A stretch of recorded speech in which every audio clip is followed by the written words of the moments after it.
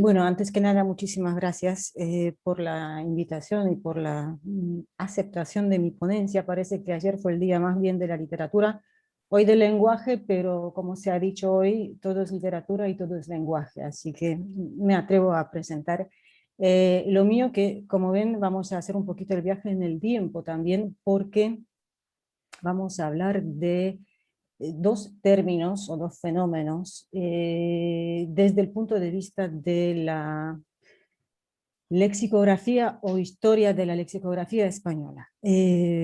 Bueno, ahora les voy a decir por qué, si solamente cambio el... Bueno, a ver si funciona. Sí. Bueno, entonces primero les cuento un poquito de la motivación, que surgió cuando estaba preparando la monografía sobre la historia de la lexicografía española, y al presentar el primer diccionario monolingüe de Sebastián Covarrubias, bueno, presenté también, bueno, de algunos ejemplos de los lemas de su diccionario, y ahí me di cuenta de lo subjetivo que a veces pueden ser las definiciones lexicográficas, o también de cómo las definiciones lexicográficas pueden plasmar también la conciencia, digamos, social, entonces también que se supone que evoluciona con el tiempo. Aquí tenemos dos ejemplos, lo primero justamente de la nación, que dice del nombre latino natio, vale, reino, provincia extendida, como la nación española. Entonces lo que vemos que es primero la asociación con el territorio más que nada. Y el otro lema fue Mahoma, que es muy estilo de Covarrubias, y entre paréntesis tenemos que nunca hubiera nacido en el mundo, y luego toda la explicación. Entonces ocurrió investigar un poquito de cómo se definen estos dos conceptos, nación e infiel, a lo largo de la historia, bueno, lexicográfica o historiografía. Primero, el primero, la nación más bien exclusivo, digamos, perdón, inclusivo, porque bueno, y el otro más bien exclusivo, infiel, por ese prefijo negativo. Bueno, no soy la primera obviamente que lo investiga, porque aquí tienen algunos ejemplos. Se habla de lo que se suele llamar lemas unificadores, y por ejemplo Susana Rodríguez Barcia dice que para la España de los siglos de oro esos lemas unificadores serían, por ejemplo, cristianismo, imperialismo, separatismo, etc. Y hay varios trabajos que relacionan ese tipo de fenómenos y su definición lexicográfica. En el caso de España sería el régimen político, sobre todo el franquismo, pero también lo liberal y lo nacional, los conceptos políticos, religiosos para Hispanoamérica. Bueno, son términos un poco diferentes, como panamericanismo, peronismo en el caso de Argentina, pero también algunos conceptos más sociales, tipo el concepto de matrimonio o de homosexualidad. Y en fin, existen también varios trabajos que relacionan la ideología con el diccionario, o el diccionario y la identidad. Luego voy a presentar la bibliografía. Bueno, todo eso se entiende también si se tiene en cuenta de que el diccionario muchas veces se define como una intervención glotopolítica, eso es el término que aplica Lauria, por ejemplo, o producto cultural, bueno, para algunos hasta gesto de colonización. Entonces, por un lado, obviamente vamos, como digo, a hacer ese pequeño viaje en el tiempo, pero también, dado el tema del Congreso, de nuestro encuentro, también pensar primero de cómo a lo mejor van a definir esos términos en el futuro, y además también sobre la relación que se crea entre la definición, bueno, el autor de la definición misma, y el receptor, o sea, el lector del diccionario.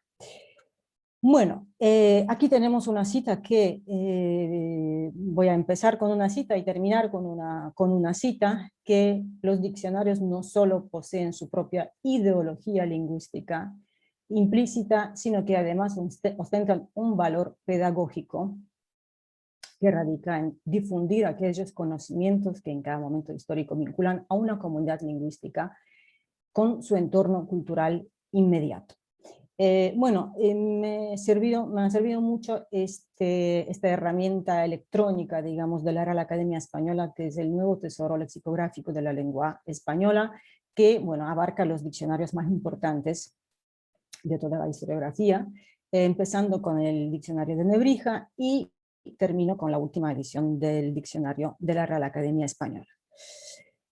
A ver, los primeros diccionarios obviamente son los diccionarios bilingües, por lo que o aparece el equivalente latino en el caso de Nebrija, o los equivalentes en diferentes lenguas. Bueno, aquí tenemos algunos ejemplos. Por lo general, como ven, es un equivalente tipo nation, pero también a veces tenemos origen o tenemos gente. Y llegando al último de esta diapositiva, Sebastián Covarrubias, justamente tenemos ya la primera definición propiamente dicha, porque es el diccionario monolingüe, reino o provincia extendida como la nación española. Bueno, y pasando al siglo XVIII, al diccionario no académico, uno de los pocos diccionarios no académicos del siglo XVIII, pero muy bueno y muy interesante, el de Esteban Terreros y Pando, un jesuita vasco. Vemos que lo define así: nombre colectivo que significa algún pueblo, grande, reino, estado, sujeto a un mismo príncipe o gobierno. Todos los subrayados son míos. Entonces aparece ese elemento de la autoridad, príncipe o gobierno. Pero luego también tenemos equivalente de, o sea, la palabra nación como sinónimo de extranjero, lo explica. Aparecen los estereotipos nacionales, que también es muy interesante, pero da para otro tema. Ligero y fácil como el francés, loco y juguetón como el italiano, serio como el español, malvado como el inglés, etcétera, etcétera. Y finalmente, aunque aplica este término a Californias, o sea, los territorios americanos, aquí aparece por primera vez otro criterio, digamos, que define la nación, el lenguaje. ¿No? Llaman en Californias a la que usa de diverso lenguaje, sin necesitarse otra circunstancia. Entonces tenemos por un lado lengua y por el otro lado paraje, o sea, el lugar. También en la primera edición en la Real Academia, en el diccionario de autoridades, eso sí que es un diccionario académico, como ven, nación se define de tres maneras, tiene tres acepciones. Sinónimo de nacimiento, luego la colección de los habitadores de alguna provincia, país o reino, o sea, otra vez tenemos este territorio como factor, digamos, unificador, y sinónimo de extranjero, otra vez, aunque se dice que, bueno, es del estilo bajo. Y en el siglo XIX, aquí tenemos la primera definición, es del diccionario de Melchor Manuel Núñez, sinónimo de nacer. Otra vez tenemos habitantes de alguna provincia, país o reino, aunque Vicente Salvá en el siglo XIX a las acepciones que propone la Real Academia agrega justamente el factor de la lengua, aunque otra vez se refiere a América. Bueno, luego tenemos dos diccionarios más, el de Domínguez, Ramón Joaquín Domínguez, y de la editorial Gaspar y Roy, donde, otra vez tenemos el sinónimo, o sea, el nacimiento, pero también aparecen en los siguientes elementos, digamos, unificadores de una nación. Un país, unas mismas leyes, formas de gobierno y finalmente un mismo origen. Hasta llegar al finales del siglo XIX, donde aparecen ordenados otra vez: Centro Común Supremo de Gobierno, territorio, provincia, país o reino, y prácticamente lo mismo lo que presenta la Real Academia se repite en el diccionario de Elías Cerolo de finales del siglo XIX. ¿Mm? Bueno, hasta llegar al siglo XX. Y ahí, aunque todavía Miguel de Toro Gisbert repite prácticamente los mismos factores, o sea, aparece este adjetivo político, estado o cuerpo político, luego tenemos el territorio, los individuos que forman esa colectividad, conjunto de habitantes de una región, un territorio, país o reino. A mitad del siglo XX, o sea, en la edición del Diccionario de la Real Academia de 1947, aparece un nuevo factor. Más allá del idioma, conjunto de personas de un mismo origen étnico y que generalmente hablan un mismo idioma, aparece la tradición y tienen una tradición común.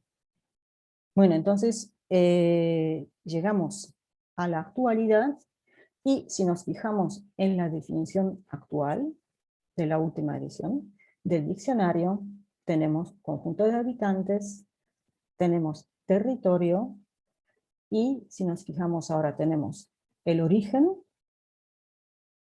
tenemos la tradición, pero tenemos también ligeramente modificada esa parte del idioma porque dice que generalmente hablan un mismo idioma. Bueno, entonces, resumiendo, partimos de natio nationis, una palabra, un sustantivo latino, que de por sí es un vocablo polisémico, porque primero quiere decir lugar de nacimiento, y por el otro lado, simplemente se refiere a un grupo de personas, un pueblo o una tribu.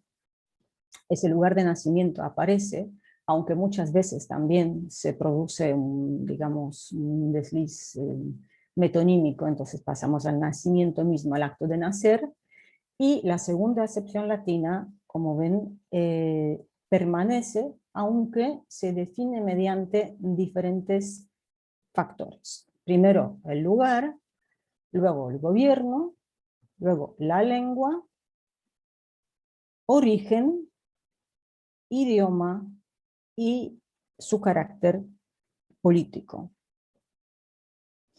Y finalmente la tradición. Eso de que la Real Academia diga que generalmente hablan un mismo idioma, conjunto de personas de un mismo origen y que generalmente hablan un mismo idioma, también creo que, bueno, tiene que ver con el plurilingüismo de muchas naciones que se da en la actualidad. Pero eso sí es, digamos, grosso modo, así se puede esbozar el desarrollo de esa palabra en las definiciones. Bueno, si pasamos al adjetivo infiel, entonces ahí nos damos cuenta de, bueno, en realidad proviene de un adjetivo denominal latino, fidel, que proviene a su vez del sustantivo fides, que quiere decir fe, lealtad, más el prefijo in. Bueno, y obviamente este elemento también se va a repetir en las definiciones lexicográficas, aunque ya Nebrija en su diccionario, en su vocabulario español latino, y también en la segunda edición del año 1516, dice, ¿de quién no se fía? O sea, falto de fe. En esta manera infidelis, falto de lealtad, y agrega la tercera acepción, donde define precisamente infiel a qué, digamos, religión. Y dice no cristiano. Y eso se va a repetir a lo largo de varios siglos en realidad, porque lo mismo, bueno, lo dice Pedro de Alcalá en su diccionario español árabe, cuando en realidad propone dos lemas, infiel así, infiel por pagano, o sea, esa acepción, digamos, religiosa. Y bueno, saltando, llegamos a Covarrubias, quien lo explica en su definición. El que no guarda fe, comúnmente le tomamos por el pagano y que no ha venido al gremio de la iglesia y fe católica. Bueno, eso digo siglo XVII.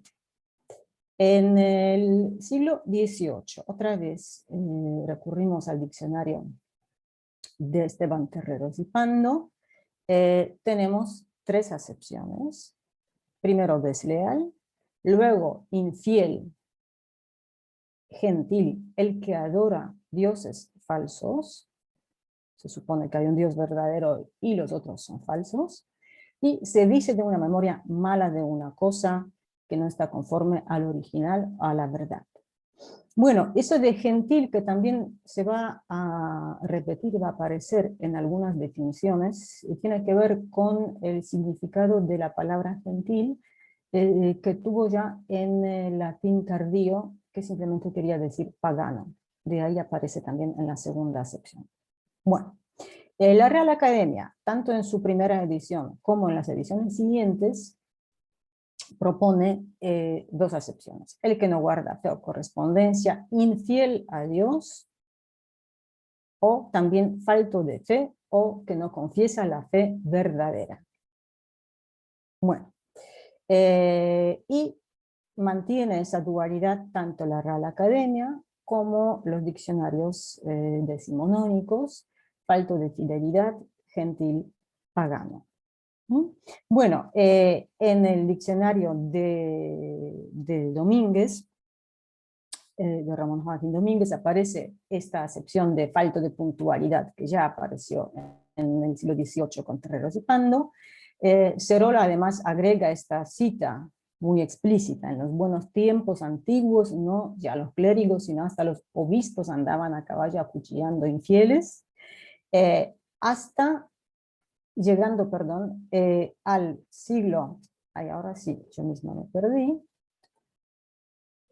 al siglo, perdón, XX, cuando la palabra infidel, o sea, la variante infidel, primero está calificada como un adjetivo antiguo y luego prácticamente queda en desuso, y ahora tenemos, bueno, las tres acepciones. Falto de fidelidad, que no profesa la fe considerada como verdadera, entonces la versión más políticamente correcta, y falto de lealtad de exactitud. Entonces, otra vez, sí, partimos de un vocablo polisémico, otra vez, y como vemos, aparece enseguida, ya en el siglo XV, esa tercera acepción muy explícita: el que no profesa la fe correcta, digamos, o sea, cristiana. Y se repite a lo largo de los siglos. Aparece una tercera acepción que no es conforme al original falso, pero en el siglo XX esa fe católica se transforma en cualquier fe considerada como verdadera. Bueno, entonces, como vemos, cambia la conciencia social, también cambia la definición. Podemos pensar cómo se van a definir tanto la palabra nación como el adjetivo infiel en el futuro, pero también, bueno, como digo, se puede reflexionar de esa triada que se forma entre el lexicógrafo, la definición y el que consulta el diccionario, porque de alguna manera, obviamente, esas definiciones es una muestra de la aprehensión de la realidad a través del discurso lexicográfico, pero también, bueno, influye en los que, bueno, consultan o consulten los diccionarios. Bueno, y se acaba el tiempo, así que presento la última cita que, bueno, corrobora de alguna manera lo presentado, que justamente los diccionarios constituyen, de alguna manera, discursos donde se asoman y se esconden sistemas lingüístico, político, histórico, ideológicos. Y el discurso lexicográfico parece natural, neutro, transparente, evidente, pero no lo es. Bueno, con eso termino porque, como digo, se acaba el tiempo. Presento solamente la bibliografía, que es, bueno, una presentación y una aproximación al tema, y les agradezco mucho su atención. Bueno, muchísimas gracias. Muchísimas gracias, Eva.